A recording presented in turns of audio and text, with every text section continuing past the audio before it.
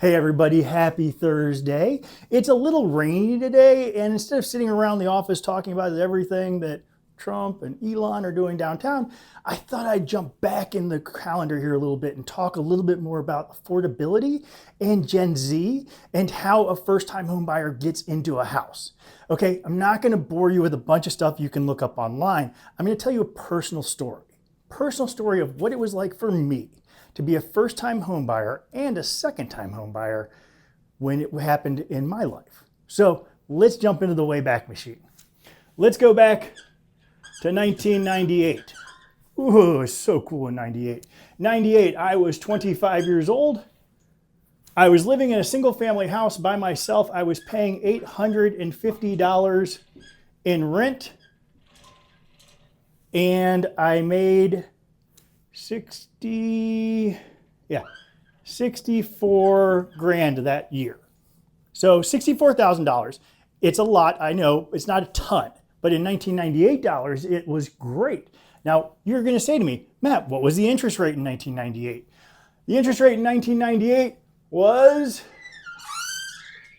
8%. 8%.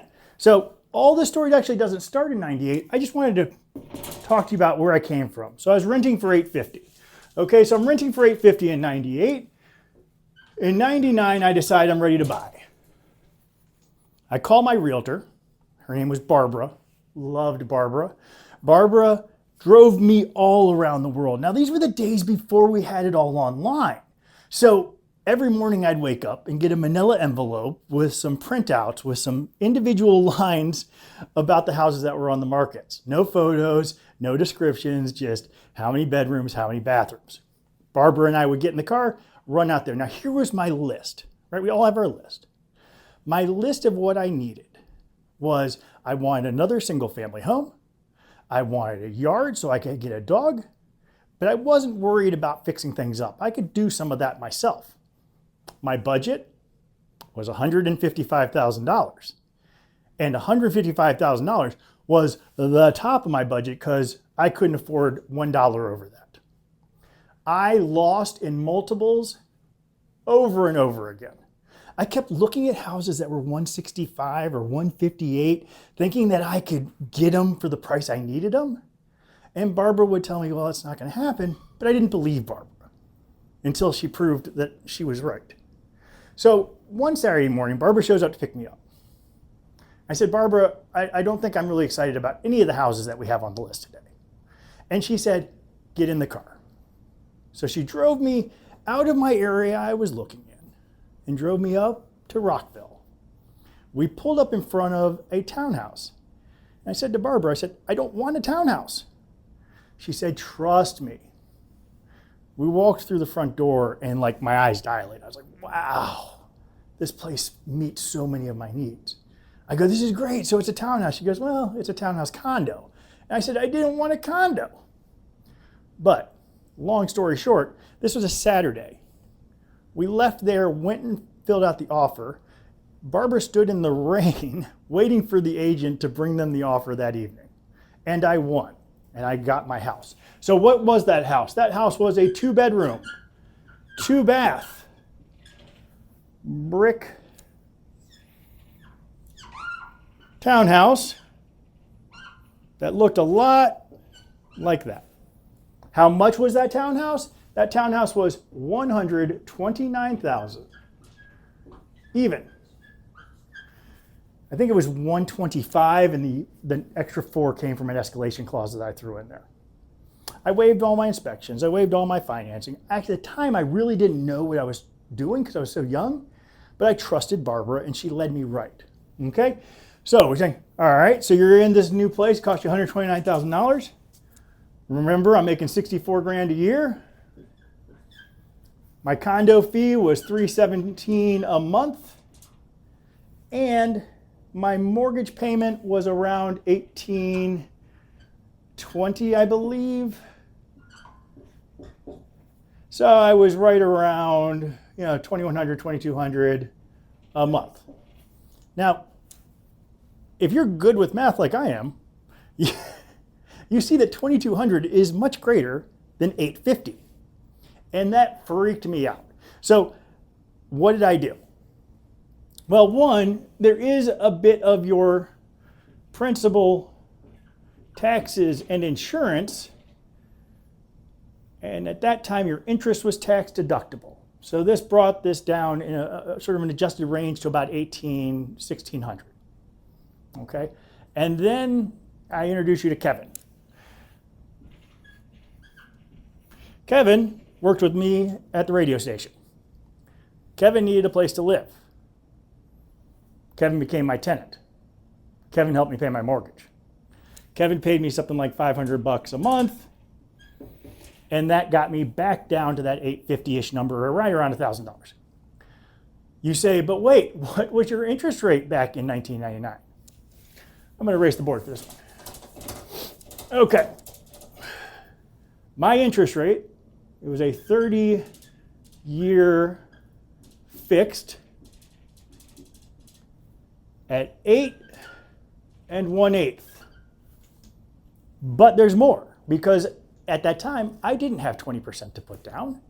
So that the lenders were doing in the 90s is they were doing what was called an 80-10 or an 80-15. So you took a first mortgage out for 80%, and then you took a second mortgage out for 15% in order to avoid paying mortgage insurance. But the second had a higher interest rate.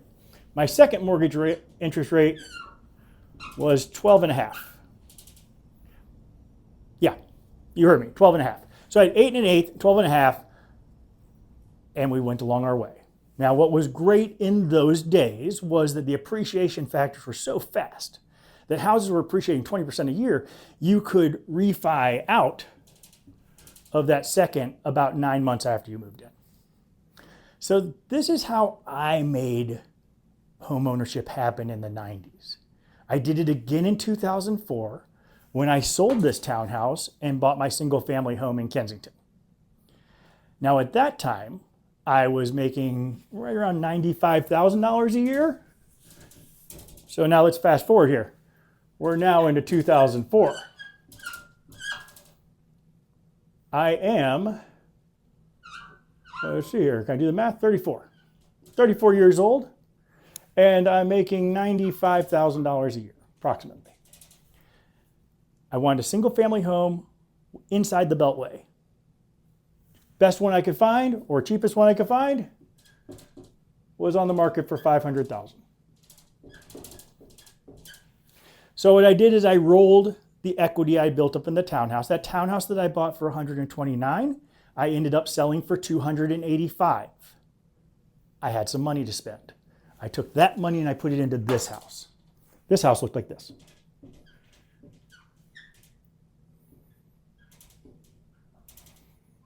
And I had a big yard. Okay? So, took the equity, rolled it over. That was allowed me to buy or to bring my payment down. And at this time, interest rates, I believe they were 3.9% when I bought my second home. And you say, oh, well, you got a $30,000 increase in pay. You don't need a renter anymore. Well, I also have a $500,000 house I have to pay for. So Kevin did not move with me. Let me introduce you to, as we refer to him, the other Matt, who moved in with me and lived with me for about 5 years as I was paying down that mortgage. So here's what I'm saying, folks. There's more than one way to skin an apple. Skin a cat, skin an apple, peel an apple, skin a cat. There are creative ways to work within your comfort zone in order to buy a home. Interest rates, they matter, but they don't matter that much. Roommates, cooperative living situations, parental gifts, if that's something, are all ways to get to the start. And then you build. You start with that little townhouse and you move to that single family home. When I moved to the single family home, I started renovating things. I started fixing things up. I started doing all those things that you do to make a home increase in value. And I held on to that little house. And then when I moved into my third house, I kept that little house and turned it into an investment. And then that investment did great things for me, and I ended up selling it mid-COVID. And we let that money do stuff for us elsewhere. But here's the thing, don't be afraid of this market. Get out there and see what it looks like. Get creative and work with people who are creative. Not creative dangerously, but creative getting you a new place to live and helping you start your generational wealth. Thanks for watching.